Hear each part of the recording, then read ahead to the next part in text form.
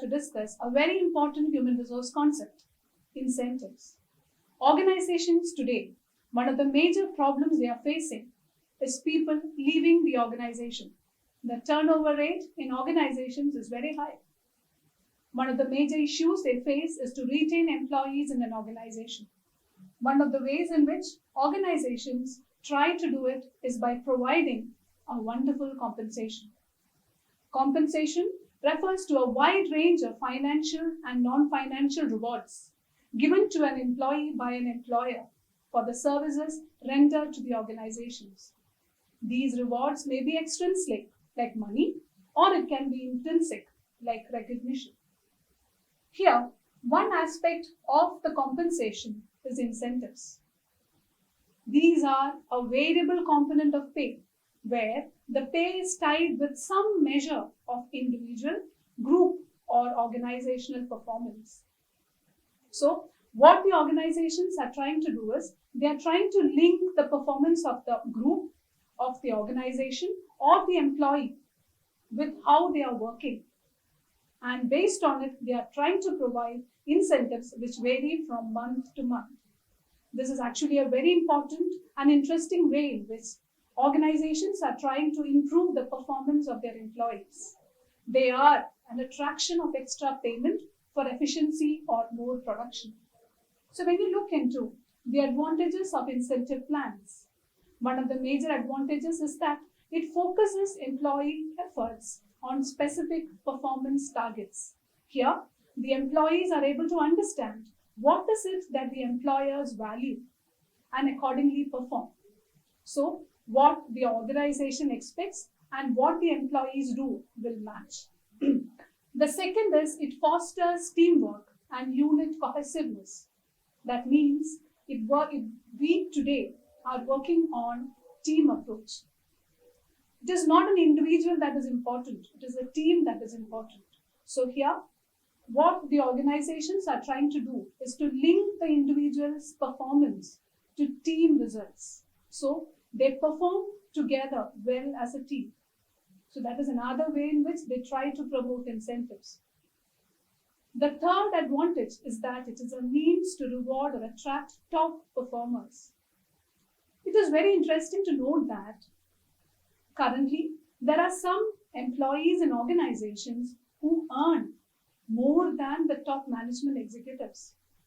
That is, their base compensation may be small or low, but they are able to have much greater amount or make much greater amount through these variable components. They perform much better and this gives them better incentives.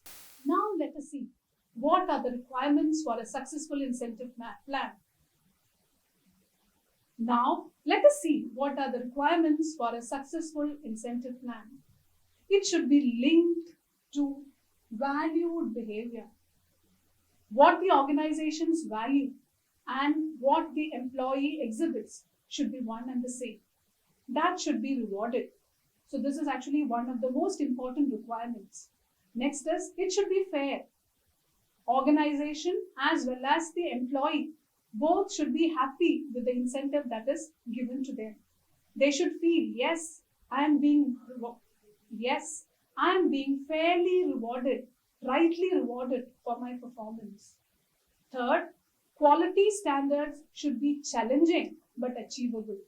If you set targets which is much higher, then it becomes very difficult for employees to reach that level. So you have to have challenging targets, but it should be smart and achievable also. The last one and the most important one, it should be transparent. What the organizations value should be very clear to the employees. It should be simple and understandable. So what I do and what the organization expects is one and the same. Let's now look into the types of incentive plans. It is basically divided into individual, group, and organizational incentives. Let's go into each of these.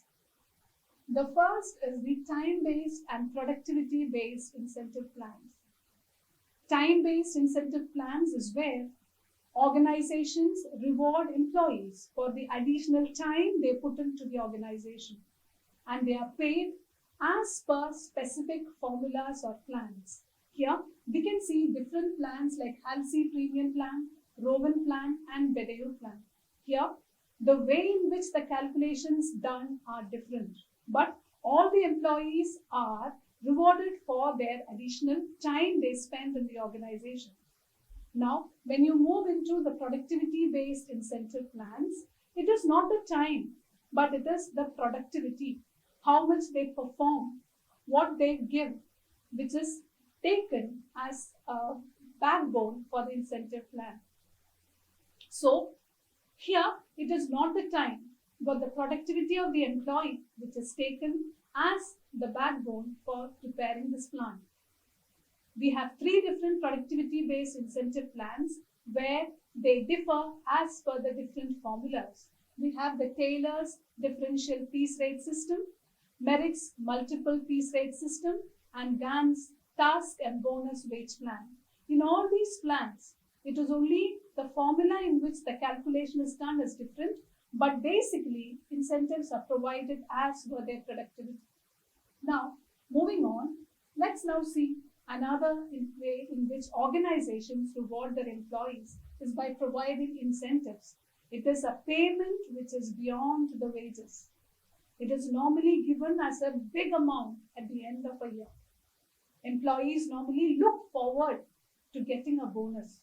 Maybe it is 2%, 5%, or 7% of the basic pay they have in an organization. Next is the spot bonus. This is an unplanned bonus given to an employee for work not related to the performance standards, but for additional efforts which are put in. Maybe this person has got an additional qualification. Maybe he has done or got some accolades in a different field which has brought more goodwill to the organization. So what the organization does is give an instant bonus. So this will motivate not only himself, but all the other employees of the organization. The next plan is the merit pay. This is a plan where there is an increase in the base compensation. Very interesting plan, because whenever there are changes in the merit pay or whenever there are additions in the merit pay, it will reflect in the salaries which are given every month, because it is an addition to the base pay. So what happens is there will be an increment in the DA, there may be an increment in the HRA. So in all the components of the base pay, which remains the same every month, there will be an increment. So this is a major incentive which organizations offer to employees. Next important or type of incentive is lump sum merit pay. This is a program in which employee receives a year-end merit payment which is not linked to their base pay. So based on their performance in the organization, sometimes organizations gives a big amount as a lump sum merit pay, and this is not repeated every year. It is only as per the performance of the employee. This is one of the best ways in which organizations try to motivate the employee to perform and for others to follow. Next important method is sales incentives. This is one of the packages by which many employees make much more than the top management team of their company, because here we have three different types of plans. First is the straight salary. That means irrespective of what their performance is, they are paid a single amount. No more incentives, but one bulk amount is paid. The second is straight commission. So in this, there is no base salary, but as per your performance, you are actually rewarded. That means you put in more performance, you get a greater commission. And then you have another method, which is the salary and commission combination. Here, the employee has a base pay, and as per his additional performance, he will also earn a commission. In one look, you may think that the straight salary or the salary and commission combination is the best one. But it has been seen that where people perform, where you have star performers, the straight commission method is the best. Next, we move on to the incentives for professional employees. Here we have different types of incentives. One is directly performance linked. Next, we move on to incentives for professional employees. Here we can see the first is performance incentives. Based on your performance, what variable pay, what additional pay you can get every month is what we call as performance incentives. Next is profit sharing and stock ownership. We will come into details of this as we move. The same is the case with executive perks. This is actually a method in which organizations try to retain their employees to perform to their best of ability, because money is the most important motivating factor. Now, let's look into the perks which organizations can give to their employees. There is no limit to the types of perks organizations can give to their employees. Sometimes it is a la carte, that means it is customized. Based on the requirements of the employee, the package is customized. See, you can have different types of perks like company car, financial consultation to see how better you can actually utilize your money, company paid coupons for different things, like it may be even a lunch coupon for the family, or it can maybe a coupon for a fashion program, or then you have something which is called company paid coupons. These may be coupons for simple things as a lunch coupon, or it may be a coupon, maybe an amount for maybe 1,000, 3,000, 5 lakhs, something like that, for which you can purchase, maybe related to some agency. It may be it is first class air travel, income tax waivers, physical examinations which are company sponsored, family mobile payments. Normally it is only the employee which is covered. Here you may have the family, like their mobiles also covered by the company. Then you may have insurance policies which may be for the individual alone, or it may be for the entire family. Then you have country club memberships, like different country club memberships like Mahindra or something, where the family can go together. Then there is the chauffeur service, where you have your own chauffeur coming to pick you up and drop, which is again a very important service. Then you may have the maid service, where the company actually sponsors a maid to look after your family also, so you are like stress free. Then there is spouse travel as well as family vacations. These are just some of the perks which organizations are ready to give to the employees. Now look into group incentive plans.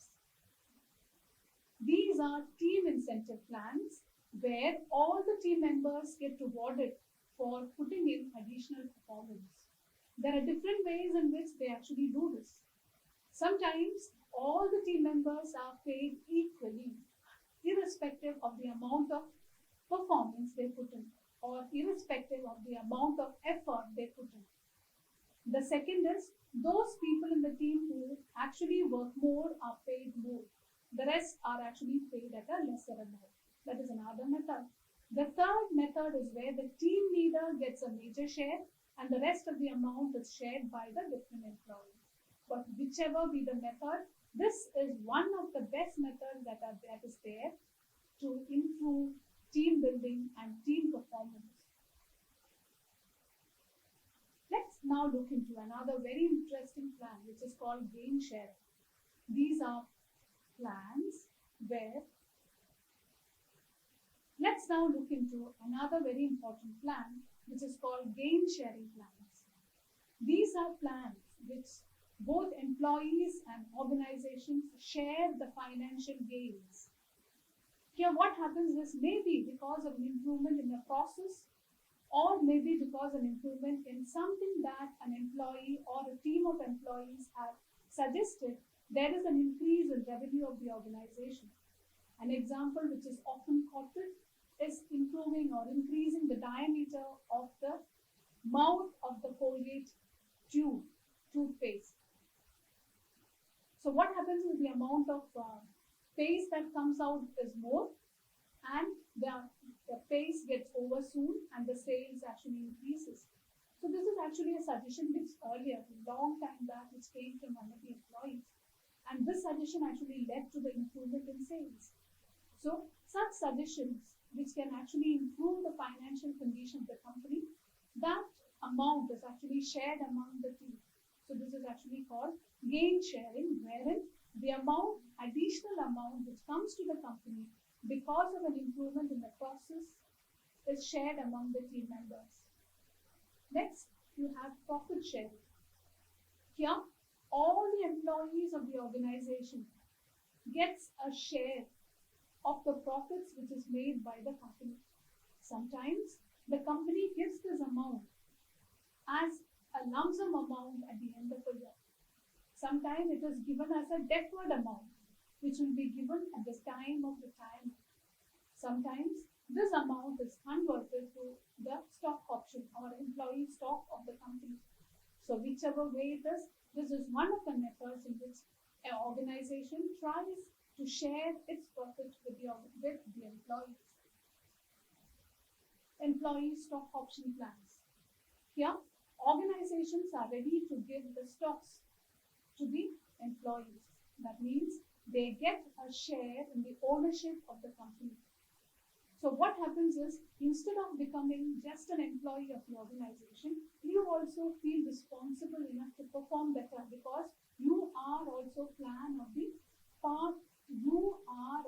part of the owners of the organization. So this method improves the performance of the employee without much persuasion. So today, what we have seen are the types of incentives, the importance of incentives, and how it improves the performance of employees in an organization. I hope you understood this specific topic. Thank you very much.